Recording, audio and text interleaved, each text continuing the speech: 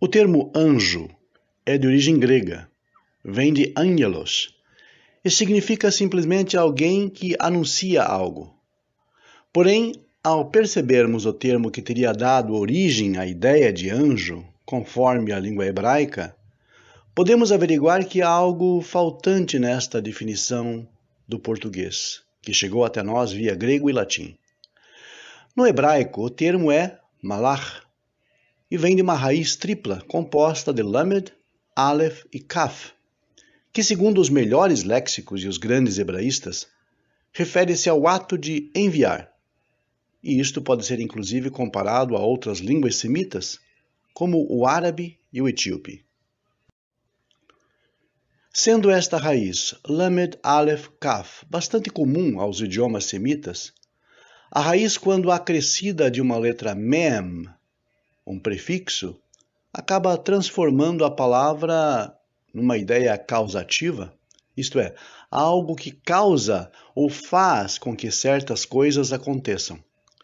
Assim, um malach é algo que faz com que outra coisa seja enviada, algo que conduz, que guia ou serve de meio ou veículo para que se produza algum efeito, ou para que algo seja trazido até um recipiente.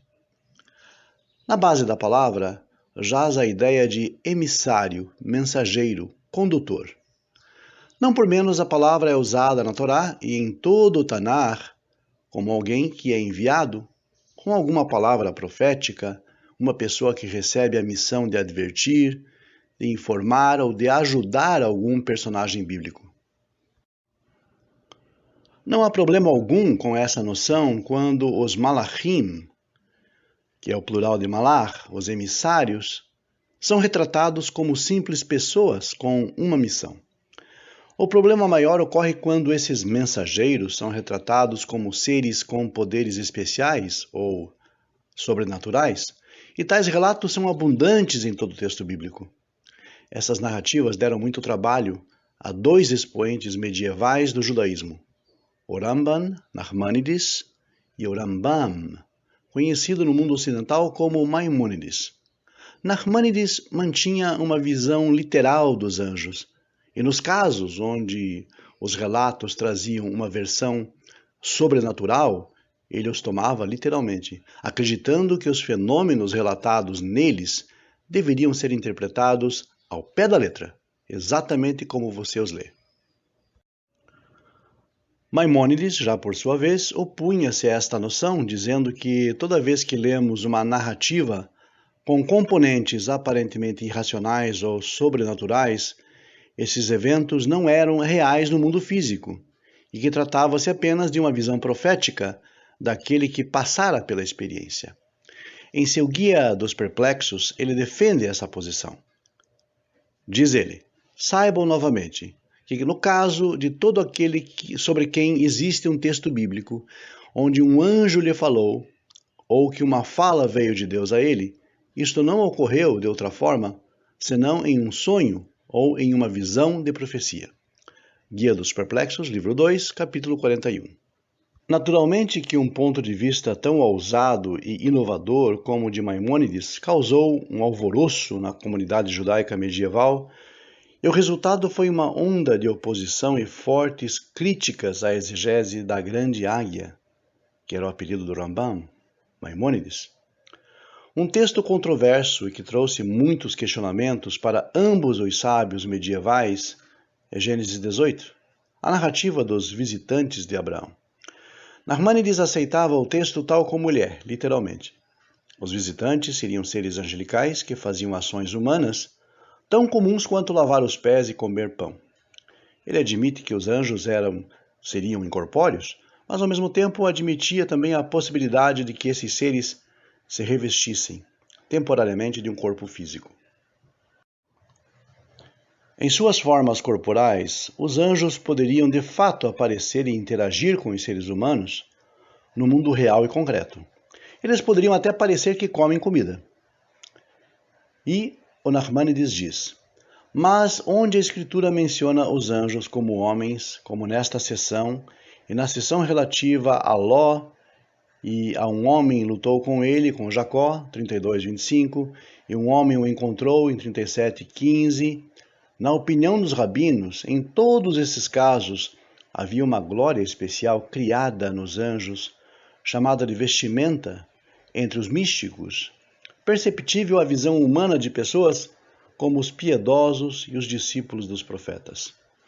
Porém, não há como se ignorar que um dos anjos identifica-se como o próprio Deus, e a Torá alude a ele pelo nome de Hashem, ou tetragrama, algumas vezes.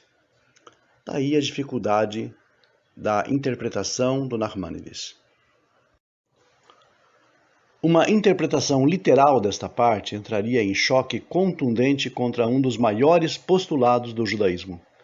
O de que Deus, tal como ele é, não assume um corpo, é incorpóreo, não seria então afetado por questões de ordem física, e tampouco teria necessidades tipicamente humanas, como lavar os pés e comer carne e pão. Entretanto, a interpretação de Maimônides parece resolver o problema da forma como Deus apareceu a Abraão. Parece pelo texto que o maior dos três homens, aquele que Abraão chama de meu Senhor, é exatamente ele que representa a Deus.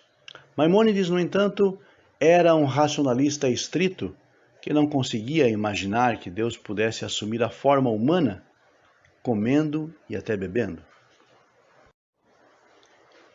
Se tomado pelo valor literal, isto seria equivalente a atribuir características físicas a Deus, o que para Maimônides era uma heresia religiosa e um absurdo filosófico.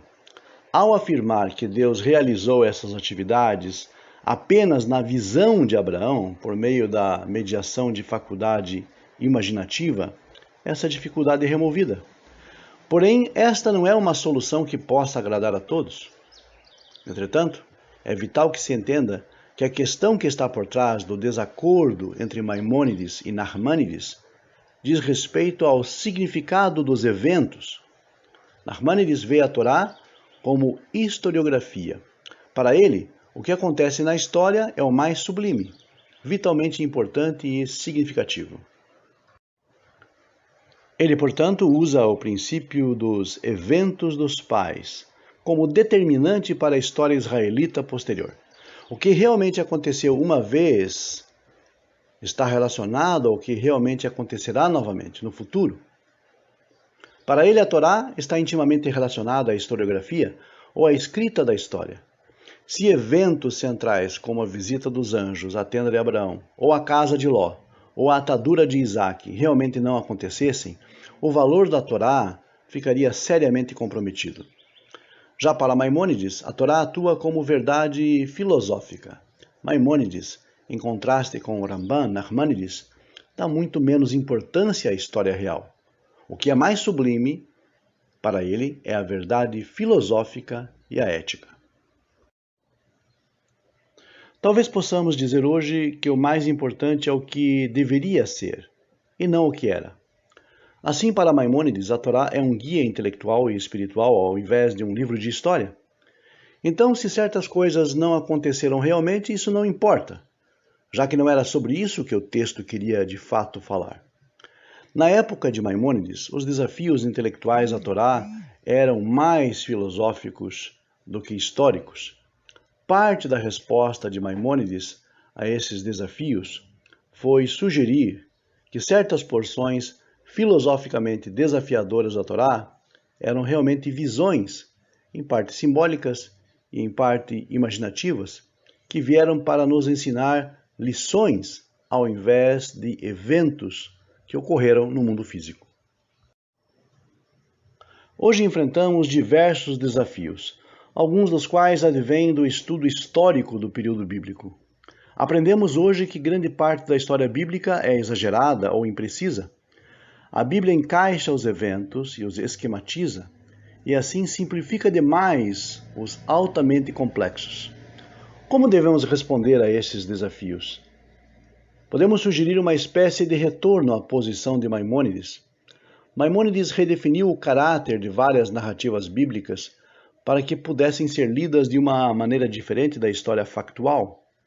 Também hoje devemos buscar novas maneiras de definir e caracterizar a narrativa bíblica, maneiras que nos permitirão apreciar o significado do texto bíblico sem nos preocupar com a exatidão ou a precisão dos fatos. Ao fazer isto, estaremos seguindo os passos da grande águia, que pode e deve continuar a servir de modelo e guia aos estudantes perplexos da Torá dos dias atuais. E como sempre, nossa mensagem final: se você gostou desse vídeo, curta e compartilhe. Se ainda não é inscrito, inscreva-se já e ative as notificações. No canal Monoteísmo Racionalista, teremos sempre estudos da Torá, da Parashá, vídeos sobre temas polêmicos e também muito conhecimento da língua hebraica. Fique conosco e até o próximo vídeo.